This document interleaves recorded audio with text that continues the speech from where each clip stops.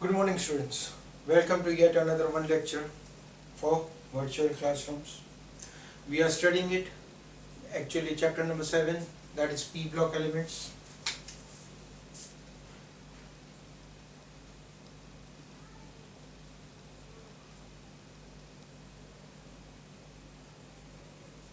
We saw the general trends of the group number 15.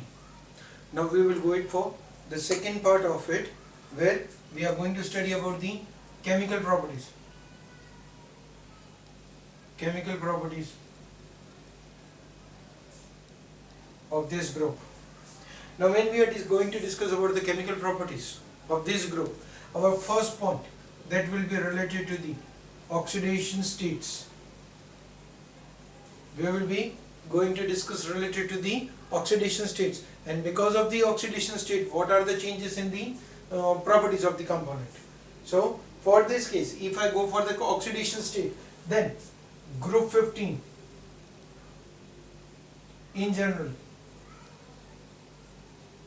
shows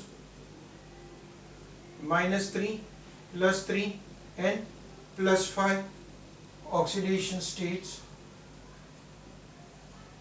It shows -3, +3 and +5 in common for majority of the compounds. We will be getting it as a -3, +3 and +5 oxidation state. Specifically, when we are going to talk about it, then the tendency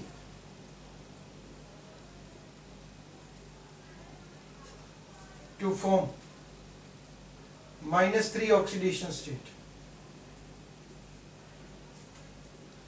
decreases from top to bottom. This means that when we are going it from top to bottom, that means nitrogen, phosphorus, arsenate, antimony and bismuth. If we talk about the group 15, we wrote it nitrogen, phosphorus, arsenate, As, Sb, Bi, top to bottom. The tendency to go for the -3 oxidation state decreases. That means most of it -3 is shown by nitrogen and phosphorus. Only certain elements, certain compounds are formed by As, Sb and Bi in -3 oxidation state. Majority of it, they show it as +3 and +5 for arsenite, bismuth and antimony. Nitrogen, phosphorus -3, +3, +5. Additional to that, they are also having another oxidation states also, right? So that is related to the, most of the times we get it as a -3 shown by nitrogen and phosphorus. Stability of -3 decreases from top to bottom. So arsenate, antimony and bismuth, only certain cases will get it as -3. The second is, we are having it as a +3 and +5. That also shows that from top to bottom, stability of +5 is decreasing compared to that of +3.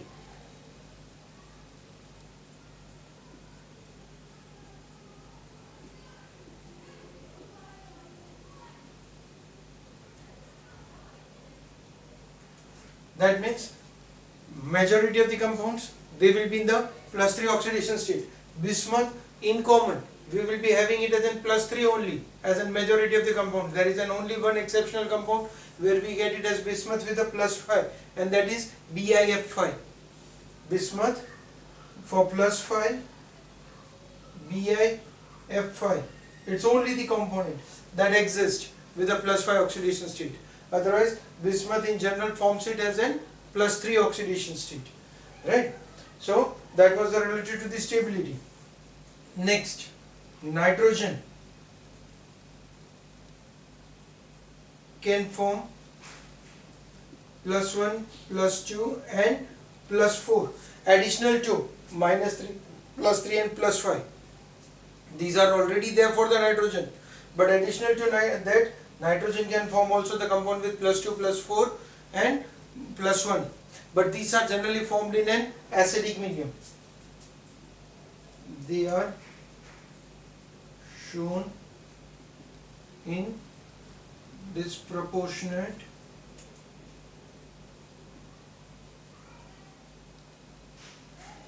in acidic medium. When it is disproportionated, that means the same element is oxidized as well as reduced, then at that time we will get it as this oxidation state for the nitrogen. So in the disproportionated state it can form this plus 1 plus 2 and plus 4 oxidation state. Similarly, phosphorus can form plus 1 and plus 4 in certain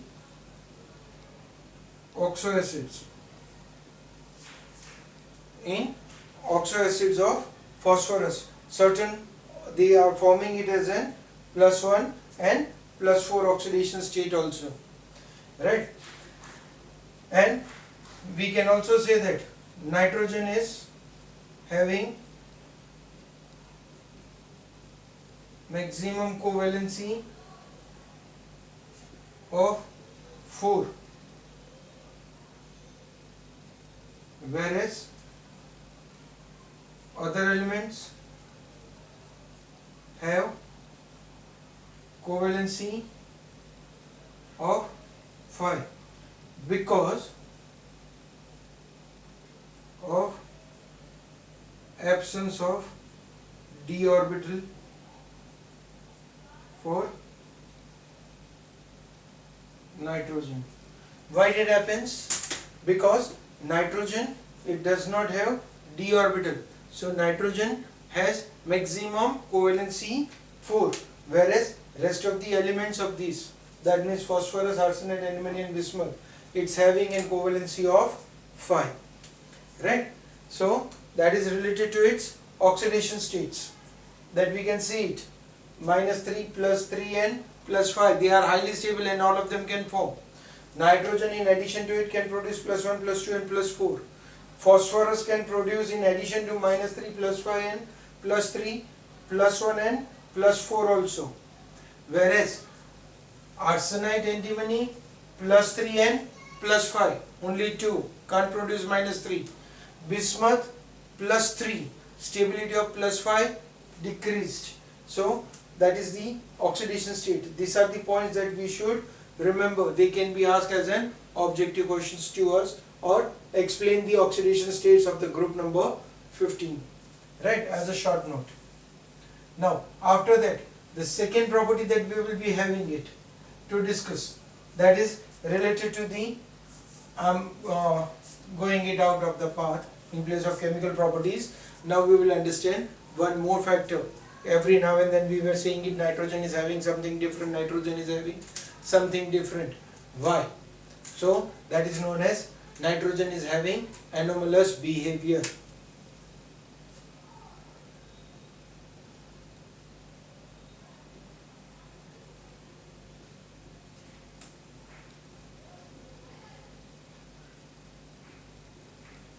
Now, if the question is asked why there is an anomalous behavior of nitrogen, then what we will say it? Then nitrogen, there is an anomalous behavior of nitrogen because of the reason why it is having anomalous behavior. Now, okay, the first thing, what is meant by anomalous behavior? We know it that when the periodic table was prepared, it was told that the elements in the same group have same properties, right? But these elements of the second period, they are having it as in something different properties, additional to the properties of the same group. They are having the properties of the same group, but additional to it, or some deficiency of the properties, plus minus properties of the same group, that is there in the elements of this. So they are known as anomalous behavior. Now why nitrogen is different from the elements of the same group, then in that case the reason we can give it because of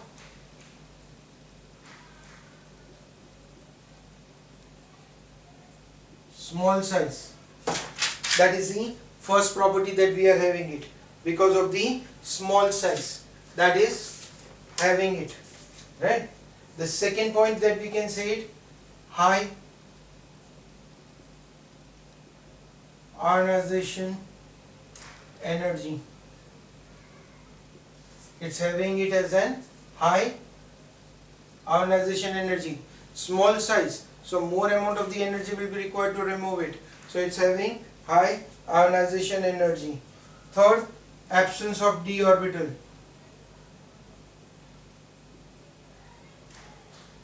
Absence of d orbital, that is not there present in it.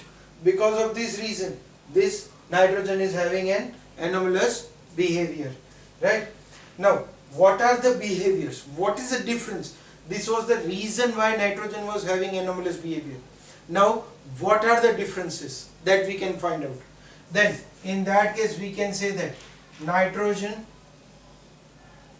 can form p-pi bonds, whereas other elements cannot form p-pi bonds. Other elements, they cannot form p-pi bonds. The reason is due to large atomic size. They cannot form p-pi due to large atomic size, right? So nitrogen is capable of producing p-pi. P-pi means the elements, the electrons of the p orbital can combine with the another elements having an p valence electron, right? Nitrogen of p orbital of the nitrogen containing valence electron can get bonded with p valence electron of the other elements, so it can form p-pi, but the rest of the elements, they can't produce p-pi orbitals.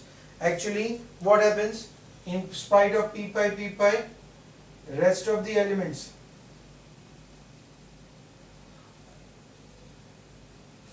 forms p-pi d-pi or even d-pi bonds. They can form d-pi or p-pi, which nitrogen cannot, because nitrogen has no d orbital, or because of the deficiency of d orbital. Another factor is nitrogen is triple bonded with other nitrogen atom, whereas rest of the elements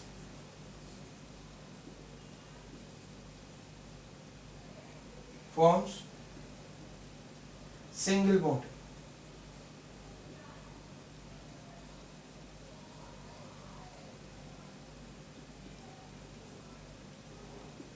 They generally form single bonds with one another. See, again, make it sure, while I am writing it, I made it that nitrogen triple bonded with nitrogen, single p-pi, ASS or SB. I did not specify it for bismuth, because bismuth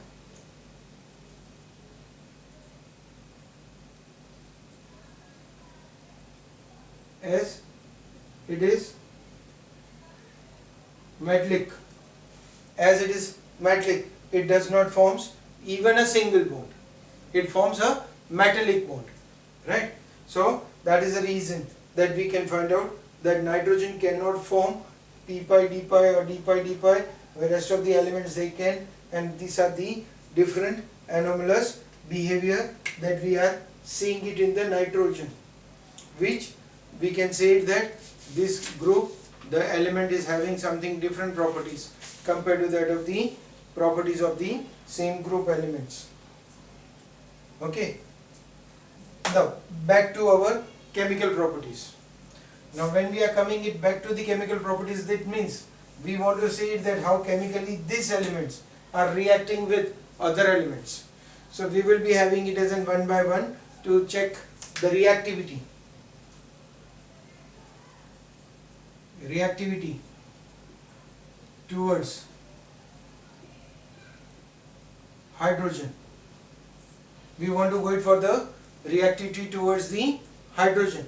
And when we are talking about the reactivity of these elements towards the hydrogen, what we can say that these elements, all the elements,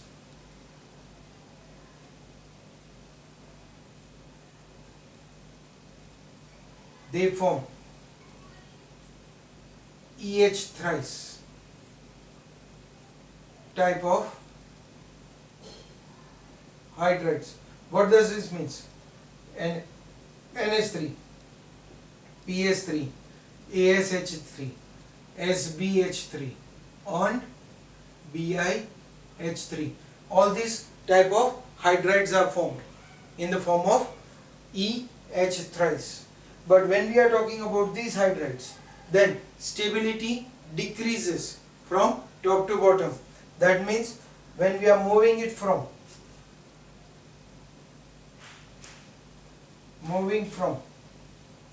N to Bi, stability of these hydrides decreases. The stability of these hydrides decreases. That means the stability of NH3 is much more than that of ASH3, is greater than SBH3, or it's greater than BiH3. So stability from nitrogen to bismuth of these hydrides, they decreases. As a result, NH3, because it's a higher stable, NH3, the stability is more. Stability is higher and has low reducing character, or it cannot reduce the other components, that is reducing, it has low reducing agent character, right? Whereas BiH3 is least stable, so it acts as strong reducing agent. So what does it shows? If the stability of the hydride increases, reducing agent character decreases, right? So this has N2Bi, reducing to act as a reducing agent increases, right? Then the basicity, because of it, basicity means tendency to gain electron. Nitrogen, phosphorus, from basicity, that is NH3 to BiH3 decreases. That is, it is indicated as NH3 is more basic than PH3, more basic than ASH3, more than SBH3, more than BiH3. That means NH3 to BH3, that basicity decreases, right? So this is the reactivity towards the hydrogen, that we get these properties, right? The next one, reactivity towards, we'll go it for oxygen. Let's see what happens when it reacts towards oxygen. Now, when these elements of the group 15, when they react with the oxygen, they form two types of compounds are formed by each elements of these groups. that is E2O3 and E2O5. Majority of the compounds, they are going to form it as an E2O3 and E2O5. Those elements or those compounds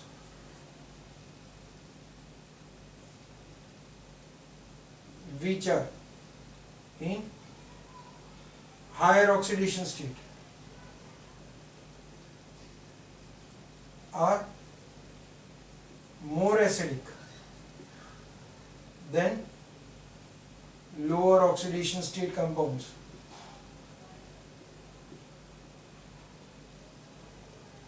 That means in general, you can say that E2O3 is less acidic than E2O5.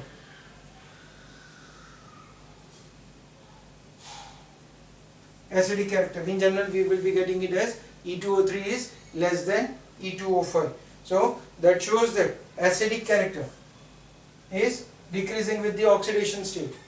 Now within the group, from top to bottom,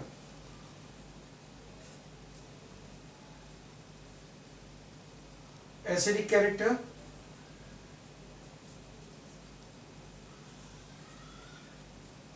now what does it shows? That when nitrogen is getting reacted with oxygen, it's an acidic. Nitrogen phosphorus are acidic. Nitrogen and phosphorus oxides are acidic. Arsenide and antimony oxides, they are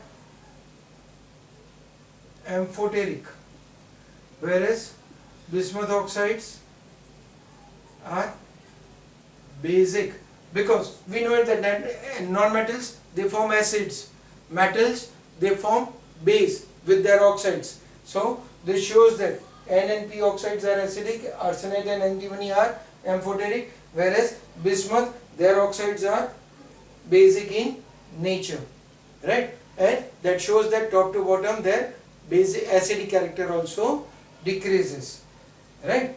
Okay, that's why for the oxygen. Now let's take the third one, that is halides. When these elements, they react towards halides. Now when we are talking about halides, it means it can be FClBrI. It's an X, that is FClBrI, any of it. These elements, they are also going to produce two types of compounds except nitrogen. Here also elements forms two types of compounds with halogens,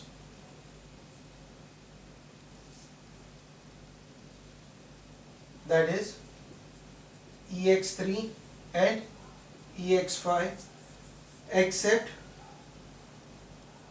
nitrogen, which cannot produce EX5. Now why nitrogen cannot produce EX5? Rest of the elements can produce EX, nitrogen can produce EX3, that is NCl3, NF3, NBr3, like that. It can produce, phosphorus can produce PCl3, PCl5, PCl. Why nitrogen cannot produce NCl5? Answer is because of absence of d orbital. It's because of the absence of d orbital, right? It cannot produce. The second point is EX3 are less covalent than EX5 compounds. That means you can say that as the oxidation number increases, covalent character increases. Oxidation number increases, covalent character increases. So EX3 are less covalent than EX5. All the halides of nitrogen, they are less stable. All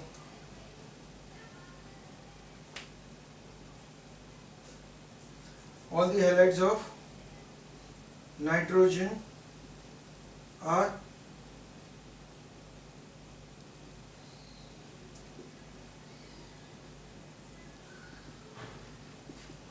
NF3 is most stable. Now what is the reason?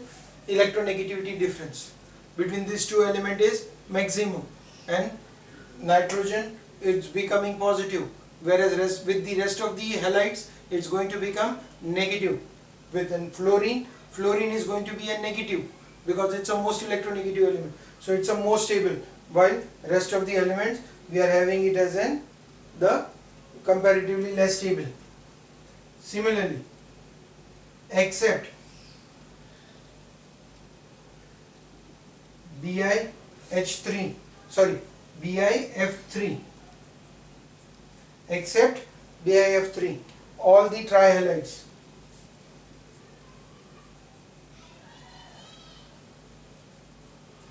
are covalent in nature. All the trihalides are covalent in the nature. That is the reason why it's having it as why this high electronegativity difference. Bismuth, it's a electropositive element. Fluorine is a most electronegative, so it's going to form ionic character, while rest of the halides, they are going to produce it as covalent characters, right? Okay, this was towards the halides. The next one we will be having it towards the metals. Now when we are talking about these elements, reactivity towards the metals, they form their metal halides, metal hydrides, or you can say that metal compounds reactive towards this group very easily, right? They react with metals very easily to form. They are going to see these metals, when they are reacting with these elements, they are only going to form dimolecular compound. Only two of them are going to react with one another, and so such compounds are known as binary compounds. They are going to react very easily, right? For example, if I want to write it for nitrogen, I will be writing it as CaN2, calcium nitride, Ca3N2, calcium nitride. In the same way, it also reacts with phosphorus, calcium phosphide. The compound produced is calcium phosphide. In the same way, Na2AS, Na3AS2, it's forming it as sodium arsenide, Zn3Sb2, zinc antimonate. The compound is known as zinc antimonate. And same way, Mg3Bi2, magnesium bismuthine. The compounds, these are all possible that can react with elements of metals, right? Okay, these were the certain chemical properties that we have discussed it. Now in our next lecture we will be discussing it, particularly the preparation, properties and uses of certain compounds, or specifically preparation of nitrogen. We will study in our next lecture. Till then, thank you.